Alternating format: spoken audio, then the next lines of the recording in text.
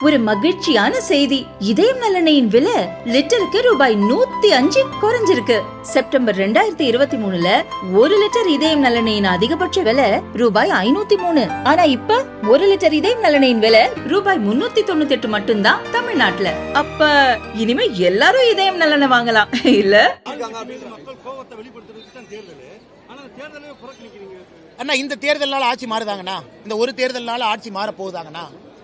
இந்த ஒரு தேர்தல் நல்லா புரிஞ்சுக்கணும்னா, இந்தியாவில் எங்கேயுமே இது போன்ற தேர்தல் அதிகமாக நடக்காது. 2021 தேர்தல், தேர்தலுக்கு ஒரு தேர்தல், இடைத்தேர்தல், அந்த இடைத்தேர்தலுக்கு ஒரு இடைத்தேர்தல். 5 வருஷத்துல ஒரு தொகுதியில் மக்கள் 4 முறை ஓட்டு போட்டாங்கன்னா ஜனநாயகத்தின் மீது உங்களுக்கு மரியாதை வருமா வராதாங்கண்ணா? அதே ஒரே குடும்பத்தில் 2 பேர்த்த நிப்பாட்டி எத்தனை முறை மக்களை பார்த்து ஓட்டு கேட்பீங்க? மக்கள் எத்தனை முறை ஓட்டு போடுவாங்க? இப்ப வரக்கூடிய சட்டமன்ற உறுப்பினர் 8 மாசம் 9 மாசங்கண்ணா, அவ்வளவுதான். அதனால மக்களுக்கும் தெரியும். இந்த நீங்க வாக்கு சதவீதமே பாருங்க, ஈரோடு கிழக்குல மக்கள் எத்தனை பேர் ஓட்டு போடுறாங்க. ஜனநாயகத்தின் மீது வெறுப்பு தான் வரும். ஆனால் நியாயப்படி தேர்தல் ஆணையம் இது போன்ற தேர்தல் நடத்தவே கூடாது. இடைத்தேர்தல் நடத்தலாம். இடைத்தேர்தலுக்கு இடைத்தேர்தல் மக்கள் எத்தனை முறை ஓட்டு போடுவாங்கன்னா முதல். இரண்டாவது, நாங்க தேர்தலில் போட்டி போடுறதுக்கு தயாராக இருந்தால் இவங்க நேர்மையை நடத்துவாங்களா? அந்த ஆட்சியரை மாற்ற மாட்டாங்க, எஸ்பியை மாற்ற மாட்டாங்க, எதுவுமே செய்ய மாட்டாங்க. அதே பட்டியல் அடைச்சது தமிழ்நாடு முழுவதும் நீங்க போட்டு காட்டினீங்க. நாங்க எல்லாத்துக்கிட்டையும் முறையிட்டோம். மாநில தேர்தல் ஆணையம் முழு கண்ட்ரோல் இருக்கு, ஆபீசரை வச்சு நடத்துறாங்க. அதனால் நேர்மையா நடக்கும் என்கின்ற நம்பிக்கை இருக்கா?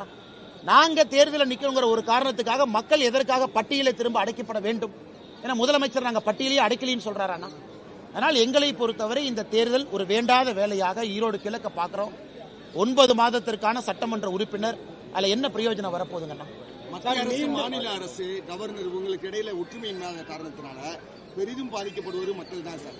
எல்லாரும் ஒற்றுமையா போனாதான். மத்திய அரசு நல்லா இருக்கிறாங்க. பிரதமர் இங்கே வந்தவுடன் முதலமைச்சர் போட்டி போட்டு கை குலுக்கிறதுக்கு போட்டி போடுறாரு. அந்த போட்டி எங்க காட்டணும்? ஆரோக்கியமா ஆட்சியை நடத்துவதற்கு முதலமைச்சர் காட்டணும். கவர்னர் மீது என்ன தவறு? ஒரு முன்னாள் திமுக அமைச்சர் கவர்னருடைய சட்டையை கிழிப்பேன், பேண்ட்டை கிழிப்பேன், ட்ரௌசரோட நடக்கூடுவேன்னு சொல்றாரு.